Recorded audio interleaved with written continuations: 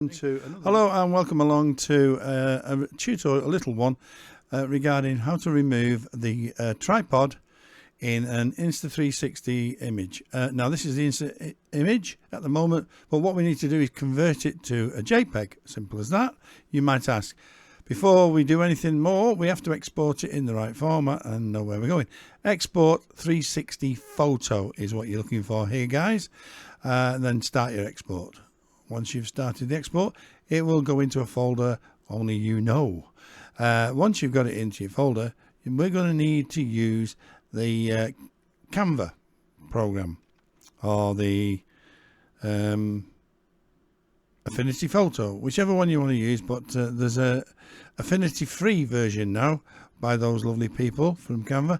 Anyway, here's the JPEG that we're going to be converting over to a nice clean image. There are some settings there you might want to stop the video and check them out, but let's go on further with the conversion to Affinity photo, or should we say opening it up in Affinity photo.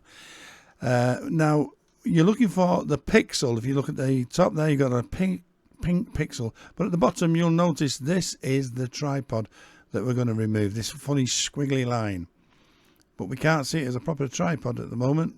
So what we need to do is view it in a live view and another live view projection, and then we choose the first one is equitangular.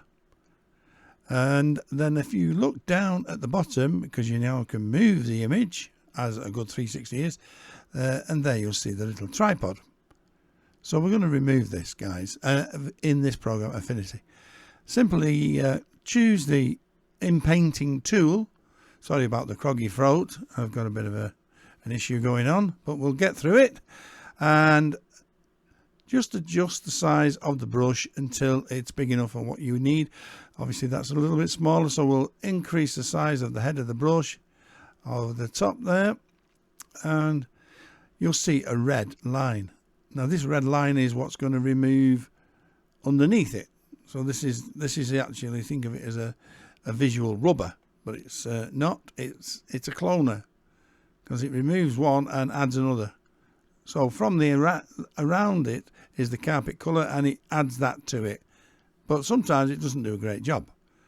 Now this is where you can refine the image a bit for those pixel peepers. You know who the people are.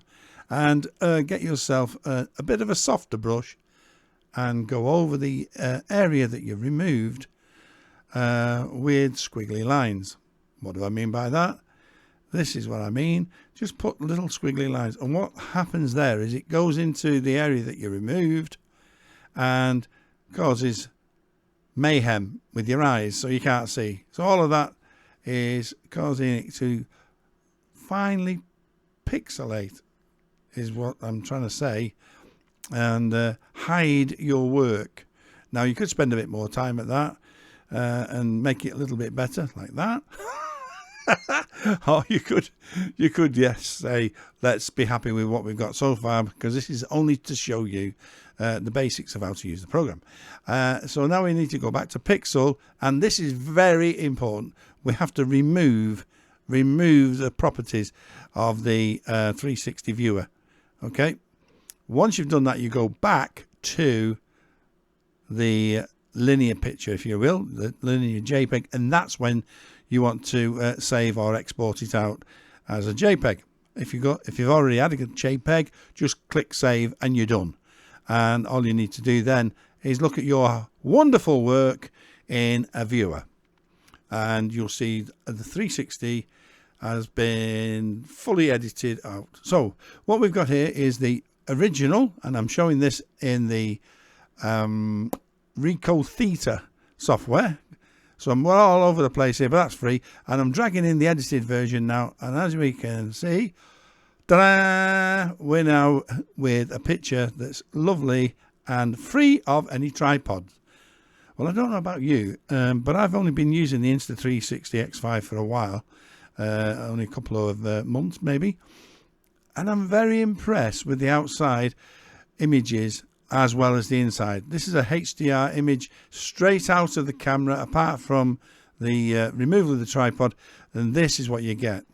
So I don't know about you, but if you want to leave a comment of anything else what I've done today, please do. And as always, I'd love you to give it a like, which everyone else would then see it, or it'll get pushed by the algorithm from YouTube. And if you would like to subscribe, or ask someone else you want to subscribe for more tips in 360 editing or 360 photography in general, or tour making maybe, give me a bell. I'll leave a comment. See you next time.